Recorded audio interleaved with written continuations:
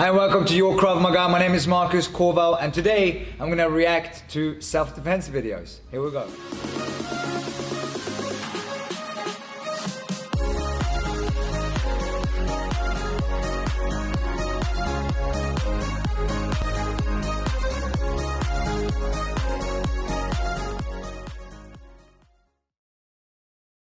Well, off a sucker punch makes sense if someone's throwing a punch, and from my experience, whenever I've got into this situation in a confrontation, from here I can whip my hand in and hit with the edge of the hand quite quickly. So what I'm doing is I'm hitting, and I'm moving, and that's what allows me to find the hand.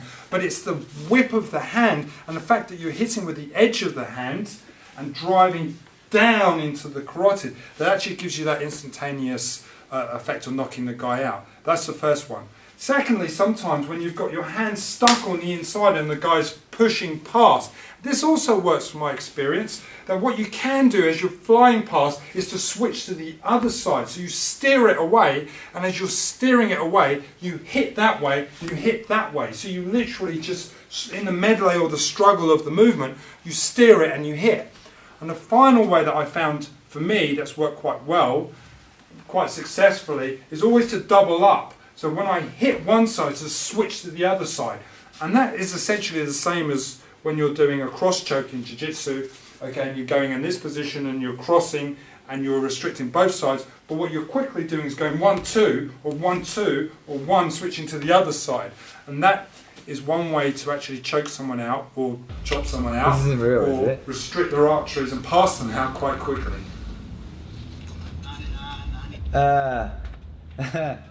It's so weird because it starts off, it's like, you know, he moves, you could tell he's definitely been training and he's so like, he's well spoken and there's some stuff that he's doing well, but what he's talking about, like, yeah, sure you can, I thought he was going to go from the karate chop into something else. I didn't realize the karate chop was the knockout. Here's a very simple answer. Okay, in boxing it's not legal. MMA, karate chops would be legal. How many knockouts have you seen by karate chops? And what he's saying about the karate choke, not the karate choke, right? It talks about the jiu-jitsu, and he's even doing the movement well. I think he must have some jiu-jitsu experience. But no, he's saying that if you jump quick enough on the neck, they're gonna pass that. No, you gotta restrict the. That's scientifically wrong. You have to restrict the blood flow to the brain for the person to pass out. You can't chop on someone's neck and think the blood is gonna stop flowing to the brain. I'm so confused because he was so well spoken and like some of the stuff he's doing was legit, but the knockout part is complete rubbish. I'm sorry, it sucks because he's so like, it's like he's so close to being really good, and then it's like watching a movie about, you know, something like very scientifically, and then it just takes a sharp turn at the end and becomes all, you know, whether it's, you know, overnatural or supernatural, whatever it might be. So no, yeah, no. All right, video number 2. I could tell already. I could just tell from the shirt he's wearing and from the name of it. 3 ways to touch the and sleep 98, 97, 96. Just slowly counting back to 100, and I'm just going to give him a little love here. Okay. He might actually have knocked him out. He might, yeah. It's the sleeper punch. Hold on. You sit, you face away. It's basically a socket punch. Socket punch is what he's doing. Can I see that again? Is that okay? He's all right, he's all right. That's amazing. Now, Actually, I gotta see the weakness part. 3 ways to touch and sleep people. Instant knockout strike. He basically see his eyes starting to twitch? Yeah. Let go of his hand. close the line There you go. with his Don't get up, forearm don't get up. from behind. 96. Just slowly counting back to 100. His eyes are closed. He's sitting down.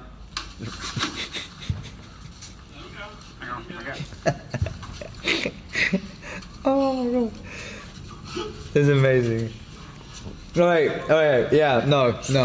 Yeah, oh, sorry, yes, rather, yeah. If you sucker punch someone from behind, yeah. It doesn't really matter what you land with when they're not expecting. Him sitting down with the eyes closed.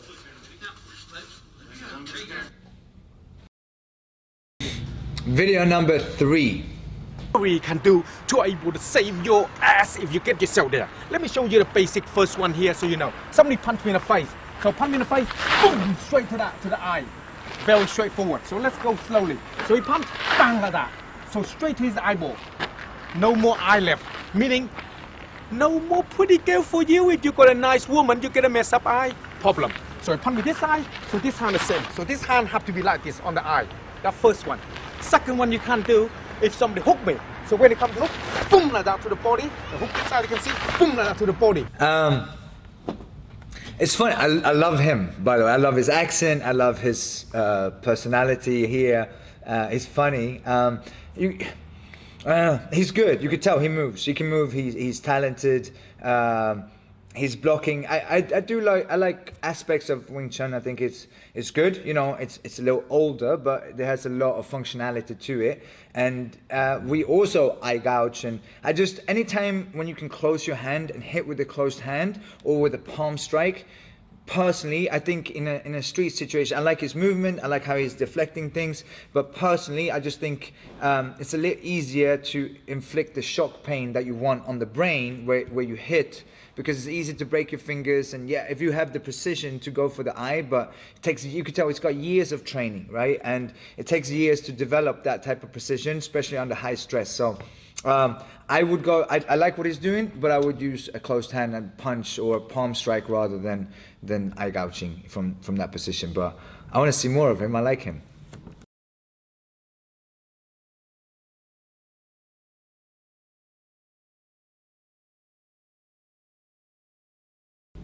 Video number 4. All right. Oh. What would they try? It's Henry and Eve. Ooh. I know already. I don't even have to see it. I know it's going to be legit. What would they try if they don't have a technique? What do most people try from here? Hands. Give me my hands back. The problem is I have a lot of leverage holding these hands to the ground, you guys. There's no way you're going to fight these back up towards me because gravity's on my side. And what have we learned so far? Trap one arm, trap one leg. The problem is, how do I trap an arm if he's trapping my arm? Good point. I need to trap an arm and I can't from here. Yeah, so it's a tough situation. Very frustrating. And again, this one is likely to be either somebody... All right, so I know them, but Henry it doesn't get better than that. That's the highest level Brazilian Jiu-Jitsu you'll find. This is for women's self-defense. The precision and the move is exactly how we teach it in Krav Maga, because it comes from Gracie Jiu-Jitsu. So, yeah, it's exactly how I would teach it. And actually, they did a little detail that I hadn't seen before, which I really liked. So it's always cool to see different styles and variations of things. You have to remember, a lot of times there's more than one way of doing things, so it doesn't get better than that. And especially for women's self-defense, great. Video number 5. Okay, you guys asked for a wall choke defense. Don't even come at me again about you should have someone with you. Quarantine, okay? So, someone is choking you, okay? I'm getting choked, all right? So, what am I gonna do? One option is to shoot my hand up into my ear to pinch their fingers. So I'm gonna shoot my shoulder into my ear, okay? You're pinching their fingers because they're automatically gonna try and pull out. So you're gonna pinch, and I like to grab onto their hands. You're gonna turn really sharply because it's gonna bend their fingers into an L. So boom, boom. I'm gonna slam my elbow down, elbow into them. It's a close quarter strike and you're very close. And then you can hammer fist, which is a fist that goes any direction. Hammer fist, temple, ear, neck, wherever you need to, boom, and then you're gonna grab onto their neck and onto their bicep, okay? And you're gonna knee, elbow, palm heel strike, anything you need to do, if you're comfortable doing headbutts, to create greater distance to then get away. Strike the hell out of them. Legit. That's exactly how we teach choke against the wall. A couple of little minor details that would do differently. I can also tell she can strike.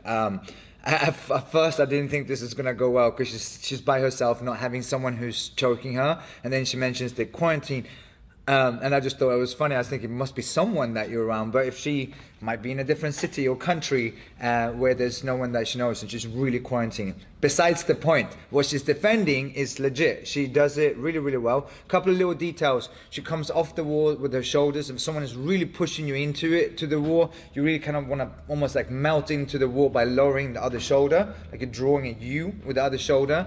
And she mentions when you bring the shoulder up, that you basically connect on the fingers. It's actually the wrist that you get. So you're bending the wrist, and when you bend the wrist back, it opens the finger, but it's a really small detail. And the reason why it will be that, because your fingers are gonna be around, or not your fingers, because you're not the choker, but the person who's choking, when they're really pressing the hands around, the fingers are actually behind the neck. You can see that here, right? So it's the wrist that you put the pressure on. So your whole body rotating is putting the pressure on the wrist, which makes the hand open.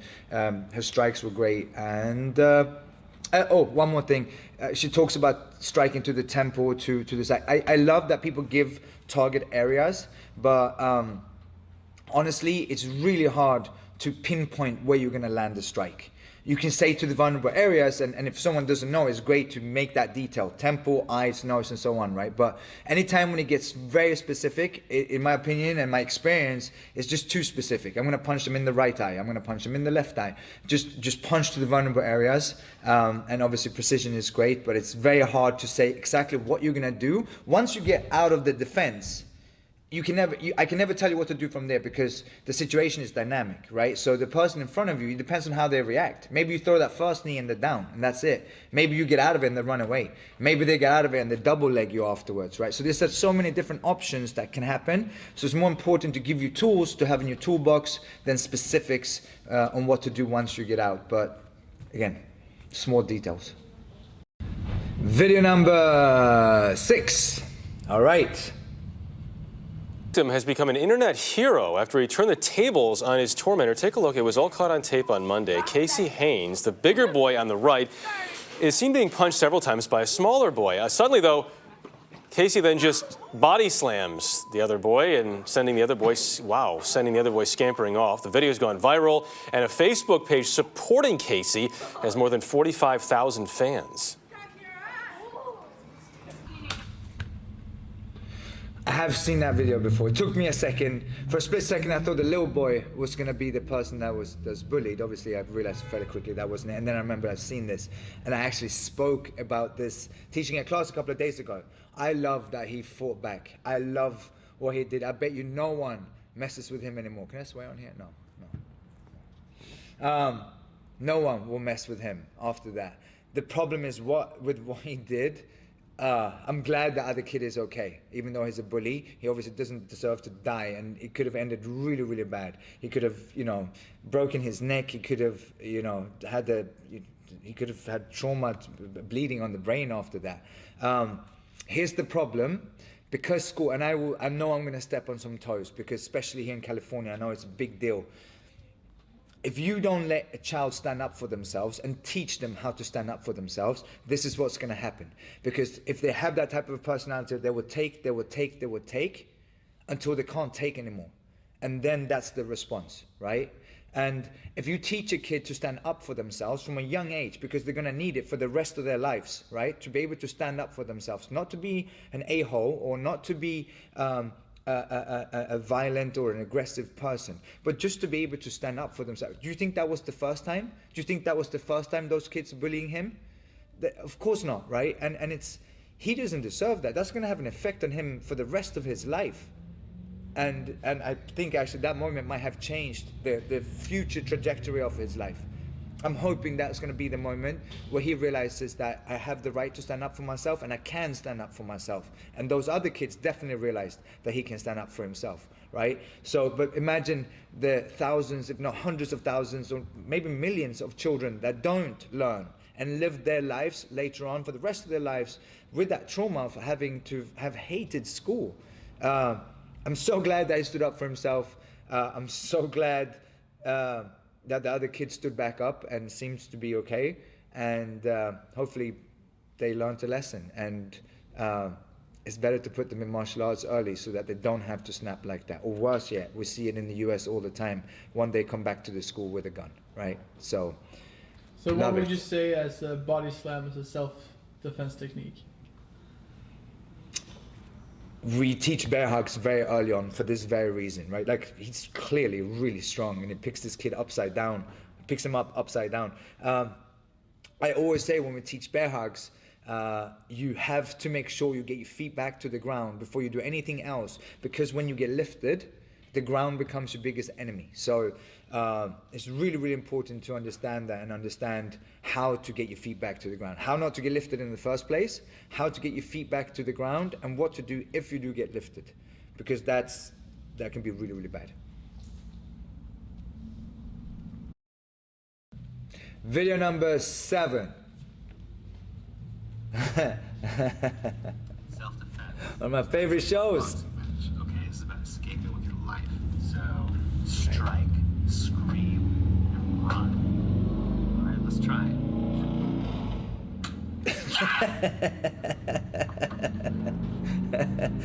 That may have been my fault. What the hell, Tommy? Okay, look, in a real crisis situation, you're not gonna have time to think.